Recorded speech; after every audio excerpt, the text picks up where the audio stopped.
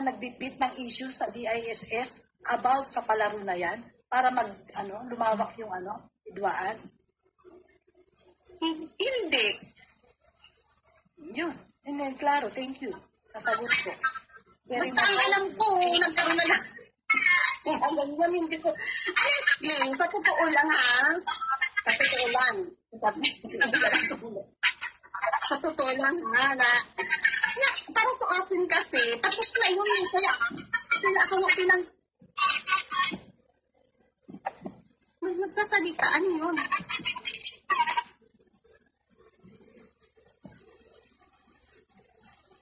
Tapos na po ba yung nagsasalita? Si Sis Bing yung umakyat na ulit. Nakamute ako eh. Hindi ko alam kung sino. Ay, Ate Bing, shout out. Andyan si Bing. Andyan. Nag-feedback yata yung phone Ay. ko. Hello sa lahat. Sorry, Sis Bing. Ikaw pala yan, Sis. Sorry ha. Hindi ko napansin. Akala ko walang ibang umakyat. Wala akong alam sa mga about kay Dinong sinasabi kasi nakita nyo naman nandun ba ako sa mga pag nag-LS ba siya nakikita nyo ba mo? Yun ang tanong mo Ate Hao, no? Maano na kita dyan kasi andito sa Ate Bing para maliwanagan tayo. Wala ka palang alam, bakit naging admin ka? Alam mo, siyempre ako yung isa sa mga founder ng DISIS eh. Kaming dalawa ni Sis, tatlo kami namatay na yung isa.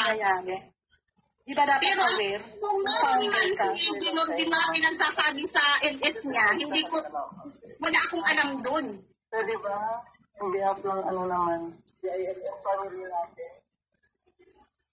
mag-stick na lang tayo sa issue, huwag nga muna natin balikan yung mga nakaraan or mag-question mo kung ano lang yung issue na dapat yung i-clear, yun lang, doon lang tayo mag-focus. Yung mga nakaraan man or something na kasi parang ang pangit tingnan, dito tayo sa ibang channel, tapos yung usapan is ako na natin. Dahil, pag-usapan na yung maayos. Kaya takot baka mamaya, pag-gising ni Tatay David, bago tayong lahat, dito tayo nagtala. So, ngayon, pwede ba yung issue na lang yung pag-usapan, yung kasalukuyan. Huwag na mag-win out ng nakaraan. Huwag na tayong maghanap lang yung parang isusunod isa't isa, yung pagkakamali ng isa't isa. Itong recent issue lang at dito tayo mag-focus na lang. Ang matapos na to, ayusin natin ang maayos. Yun na nga usapan mo naman dito Bing, no? Yung about sa palaro. Yung ka na kung saan. Para sa akin, yung palaro na yan tapos na. Kasi, kaya ako nga tinanggap yung padala ni Sir para matapos na. Kasi ayaw ko talagang tanggapin yon. Tapos sabi ni Sir, sige na tanggapin mo na para matapos na. Sabi ko, sige na, matapos na. Kasi, bakit hindi natapos? Kasi nga, meron pa kasunod. Hindi naman na tayo nagre-rebat sa kanya. Bakit ang dami pa niya paninira sa akin? Hindi siyempre, narinig niyo pa ba akong nagbukas mo sa mga ganun issue? Hindi na. Sige.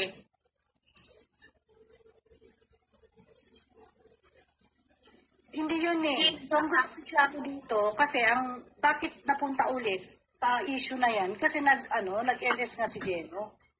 Na sinasabi ako daw nagbitbit ng issue. Kaya kung bitbit niya yung issue na to, papaliwanag ko sa'yo, Jeno. Si Ate Ho nag-PM sa akin. Nabanggit ko lang, okay, ulitin ko ulit para maliwanagan lahat. Nabanggit ko lang sa LS. Oo. Yun. I'm sorry kung reklamo, hindi yun. Kasi mahirap pag-Tagalog Ate Ho Yun. Yung sinabi ko na nag-PM sa akin sa Ate Ho, so nabanggit ko yung kay Pao. Tapos yung rebat, pabalik sa amin, pati ako, pati si Ate Hao, masakit sa akin yon na sinasabi ang hampas lupa. Yun doon nagkaroon ng ng malakihang issue. Yun yung pinapaliwanag ko dito. Kaya, yung ibig kong sabihin dito ngayon, Jeno, kung naintindihan mo ako, halimbawa lang pag ikaw nasa shoes ko, ano mangyayari? Anong gagawin mo? Kung ako man ito, ako to Kung ikaw yan. Pero sana lang, nasa tama ka. Hindi ko sinasabi na mali ka yung sakit ng mga kasamahan mo na, tawag dito, nararamdaman, dapat be aware din. Hindi puro sa kalaban, na tinanggap na lang ng basta-basta. Nasaktan kayo, nasaktan ako, tapos bigla-bigla, alam niyo yung pakiramdam lang gano'n. Yun lang naman yung inaano ko dito eh. Ngayon, tapos na yun sa akin eh. Kaso lang, binabalik pa kasi. Binabalik pa kasi. Si Pau Pau yun. Yung inaano ninyo, pinipraise ninyo sa channel ninyo. Wala namang problema doon. Ang sa akin lang, ang masakit sa akin, bakit ganun? Nawala ako sa eksena.